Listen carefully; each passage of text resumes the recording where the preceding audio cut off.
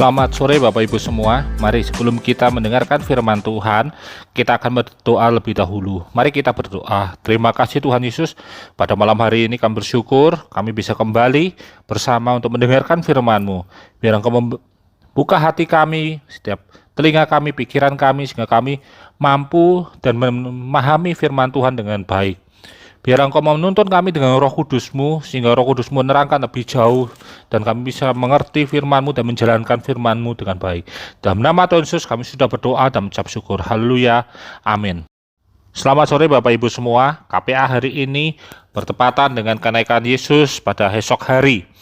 Ada 5 peristiwa penting yang dirayakan oleh orang Kristen, yaitu kelahiran Yesus, kematian Yesus, kebangkitan Yesus, kenaikan Yesus ke surga, dan turunnya Roh Kudus. Semua peristiwa tersebut memiliki perayaannya sendiri, namun satu kesamaan, yaitu semuanya dirayakan dengan ibadah tentunya. Namun tahun ini merupakan keistimewaan di tengah pandemik dan bertepatan dengan hari pertama Lebaran. Maka ibadah kenaikan Yesus di gereja kita dipindahkan di hari Minggu. Kenaikan Yesus ke surga merupakan peristiwa penting yang seringkali dilupakan oleh orang Kristen. Bahkan oleh orang Kristen lebih memilih merayakan Natal daripada merayakan kenaikan Yesus sebagai momentum kekristenannya. Kenaikan Yesus dianggap sebagai bonus tanggal merah dan memilih untuk berlibur daripada beribadah di gereja. Seperti saya sebutkan tadi, mengapa kenaikan Yesus merupakan momentum kekristenan? Karena di saat kenaikan Yesus ke surga inilah pembuktian bahwa Yesus merupakan anak Allah dan dia telah menyelesaikan tugasnya di dunia. Dan kemudian dia naik ke surga untuk mempersiapkan tempat bagi kita semua yang percaya. Jika Natal bicara tentang bukti kasih Allah akan dunia ini, sehingga ia menyerahkan anaknya yang tunggal, kematian Yesus bicara tentang bukti kasih Allah, sehingga ia rela mati bagi kita di kayu salib. Kebangkitan Yesus merupakan bukti kemenangan Allah atas maut, dan maut tidak lagi berkuasa atas kita. Kenaikan Yesus memiliki banyak arti dalam kehidupan kita. Karena itulah disebut sebagai momentum kekristenan. Dan turunnya Roh Kudus akan kita bahas kelak 10 hari setelah kenaikan Yesus. Sebagai momentum kekristenan, kenaikan Yesus merupakan awal dari kehidupan kita sebagai orang Kristen yang memiliki tujuan yang jelas, yang tertulis dalam Matius 28 ayat 19 sampai 20. Karena itu pergilah, jadikanlah semua bangsa muridku, dan baptislah mereka dalam nama Bapa dan Anak dan Roh Kudus, dan ajarlah mereka melakukan segala sesuatu yang telah kuperintahkan kepadamu. Dan ketahuilah, aku menyertai kamu senantiasa sampai kepada akhir zaman. Tugas inilah yang merupakan momentum atau pendorong kita untuk bergerak sebagai orang Kristen. Tuhan tidak ingin kita menjadi orang Kristen anak-anak, melainkan menjadi orang Kristen yang memiliki kedewasaan penuh. Arti kedewasaan penuh adalah menjadi orang yang mampu menguasai diri sepenuhnya dan mampu untuk memikul tanggung jawab. Matius 28 ayat 19 sampai 20 dikenal sebagai amanat agung, wasiat Tuhan sebelum kenaikannya ke surga. Ada 3 tugas utama kita yang diberikan Tuhan sebelum Yesus naik ke surga. Dan tugas ini hanya bisa dijalankan oleh orang Kristen yang dewasa. Karena dia membutuhkan yaitu tanggung jawab penuh tadi. Kemampuan untuk menguasai diri. Ada 3 hal yang Tuhan amanatkan. Yang pertama, pergilah. Arti kata pergi ini berarti Tuhan inginkan kita keluar dari area ego kita. Tidak lagi berkutat pada masalah-masalah pribadi kita. Kita mampu membagi hidup kita dengan orang lain sebagai bentuk ketaatan kita kepada Tuhan. Jangan menunggu masalah-masalah pribadi kita bisa selesai dulu, baru kemudian kita keluar dengan tenang. Karena masalah pribadi tidak pernah selesai. Namun dengan keluar dari ego kita, dari ruang zona nyaman kita, itu berarti kita melangkah dengan iman. Kita melepaskan masalah-masalah itu kepada tangan yang tepat, yaitu di bawah kaki Yesus. Pergi bukan hanya berarti kita keluar dari rumah. Bukan berarti kita keluar dari ego kehidupan pribadi kita saja. Pergi juga berarti kita keluar dan hidup dalam komunitas-komunitas rohani kita di gereja. Membangun komunitas rohani di tempat bekerja kita. Membangun suasana positif dalam setiap lingkungan di mana kita berada. Berarti bukan hanya cari ketenangan saja sehingga kita bisa meletakkan ego, tapi lebih dari itu Kita mencari tempat di mana kita bisa menjadi terang yang bercahaya. Hal yang kedua, jadikanlah semua bangsa muridku dan baptislah mereka dalam nama Bapa dan Anak dan Roh Kudus. Perintah yang kedua merupakan perintah yang paling utama. Dan itu menjadi ciri khas semua murid Yesus. Bukan berarti kita hanya sekedar menikmati berkat sendiri, melainkan kehidupan kita menjadi berkat dan kehidupan kita menjadi suratan yang terbuka bagi orang lain. Suratan yang menuliskan tentang kuasa Allah, sehingga apa? Sehingga ketika kita menjadikan semua bangsa itu murid, tidak ada lagi penolakan karena mereka melihat demonstrasi kuasa Allah dalam kehidupan kita. Kesalahan terbesar orang Kristen adalah tidak berani menunjukkan jati dirinya sebagai pengikut Kristus dan lebih banyak menghindari pembicaraan tentang agama. Bukan berarti saya meminta teman-teman untuk berdebat secara perdebatan agama, tidak. Melainkan kita harus mampu dan mau menunjukkan tentang jati diri kita sebagai orang Kristen. Apa itu yang disebut jati diri kita sebagai orang Kristen?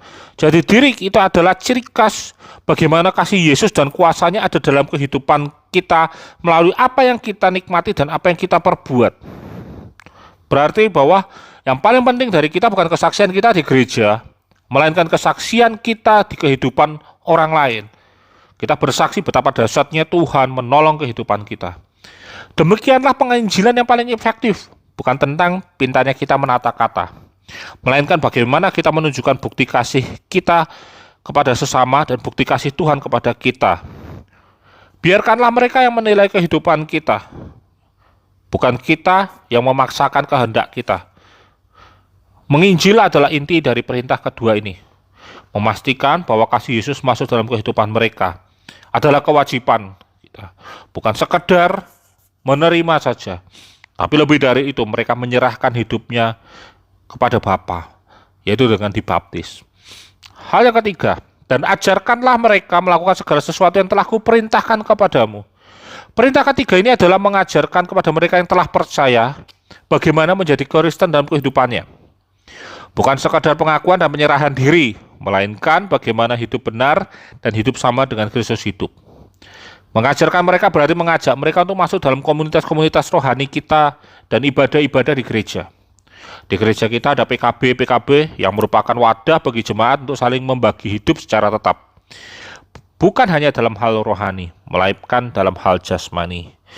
Mengajarkan mereka untuk memahami firman Tuhan dan mampu menjalankan firman Tuhan dengan benar. Bagaimana mengajarkan mereka untuk memahami firman Tuhan? Mengajarkan melalui apa? Melalui perkataan kita tentang firman Tuhan. Yang kedua, melalui kehidupan kita. Jangan sampai mereka melihat ada kontradiksi antara kehidupan kita dengan apa yang kita katakan. Bukan sekadar mengetahui dan menghafal, namun firman Tuhan perlu dipahami dan dimengerti bagaimana cara untuk menjalankannya. Disinilah peran komunitas dalam gereja kita untuk mampu merangkul dan memfasilitasi setiap individu untuk bertumbuh baik secara rohani maupun jasmani. Bukan sekedar menjadi saleh, melainkan bisa memiliki keberhasilan dalam kehidupan kita semua. Dan di bagian akhir dari Matius 28 berkata bahwa Tuhan akan menyertai kita sampai pada akhir zaman. Sebuah pernyataan jaminan bahwa kita tidak sendiri dalam kehidupan kita di dunia. Dan dalam kita menjalankan amanat agung ini, pernyataan Tuhan inilah yang akan memampukan kita dan memberikan kita hikmat untuk menjalankan perintah Tuhan dan untuk tetap mampu bertahan dalam menghadapi tantangan kehidupan kita. Siapakah yang menjadi prioritas kita dalam menginjil? Mereka yang telah mengenal Tuhan, namun saat ini jauh dari Tuhan, itu adalah orang yang paling utama dan kita prioritaskan. Mereka yang meninggalkan ibadah-ibadah di gereja dan tidak lagi memiliki hubungan yang baik dengan Tuhan. Dari situlah kita mengenalkan kembali, mengajak kembali untuk masuk dalam komunitas-komunitas kita. Mungkin itu dalam PKB kita dulu. Mungkin kita menginjili secara pribadi. Kita mengirimi ayat, kita mendoakan dia. Baru kita kemudian mengajak dia untuk beribadah. Satu waktu kita mengajak dia untuk melayani Tuhan bersama. Yang kedua, mereka yang tidak mengenal Tuhan, namun juga tidak menjalankan ritual agama apapun. Kekosongan rohani dalam kehidupan mereka ini adalah celah untuk kita masuk. Kita wajib peka terhadap kehidupan mereka dan kehidupan lingkungan kita, agar kita bisa masuk dan diterima oleh mereka. Kita tidak sekadar mendoakan saja, lebih dari itu kita wajib membantu mereka meskipun itu merupakan pengorbanan bagi kita. Namun percayalah, Tuhan tidak pernah berhutang pada kita. Dia akan menyediakan dan Dia akan memberkati kita yang hidup untuk menjalankan perintah Tuhan.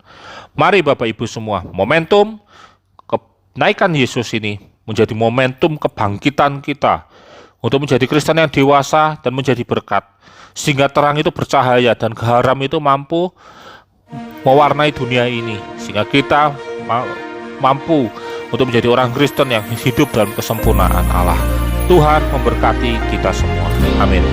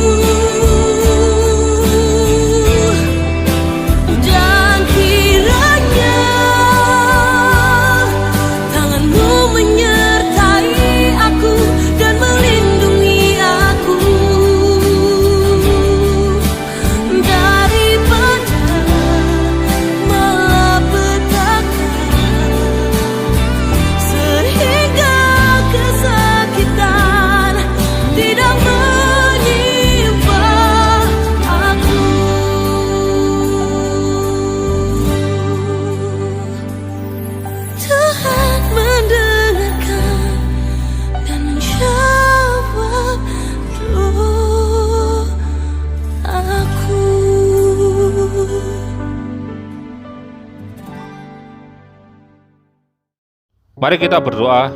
Terima kasih Tuhan Yesus, malam hari ini kami mau mengingat kembali kenaikan-Mu Yesus. Kami percaya Tuhan, kenaikan-Mu menjadi bukti bahwa Engkau adalah Allah yang berkuasa baik di bumi maupun di surga. Sehingga kami yakin Tuhan, penyertaan-Mu yang sempurna akan menyertai kami, memampukan kami, menguasai kami, dan membuat kami berhasil dalam apapun yang kami lakukan. Pakai kami menjadi alat-alat-Mu Yesus. Pakai kami menjadi kepanjangan lidah dan kepanjangan tangan-Mu Yesus, sehingga kami bisa merangkul orang-orang yang terhilang itu, dan mereka kembali dekat kepadamu Yesus. Terima kasih Bapa, sertai kami semua. Biar Roh Kudus-Mu menyertai kami, sehingga Roh Kudus-Mu ini menutup bungkus kami, jauhkan dari virus corona, sakit, penyakit, dan mara bahaya. Dan berkati kami Tuhan, sehingga kami mampu menjalankan kehidupan ini dengan baik. Biar damai sejahtera Allah tinggal tetap dalam kehidupan kami, mulai hari ini sampai dengan selama-lamanya. Di dalam nama Tuhan Yesus kami sudah berdoa. Haleluya. Amin.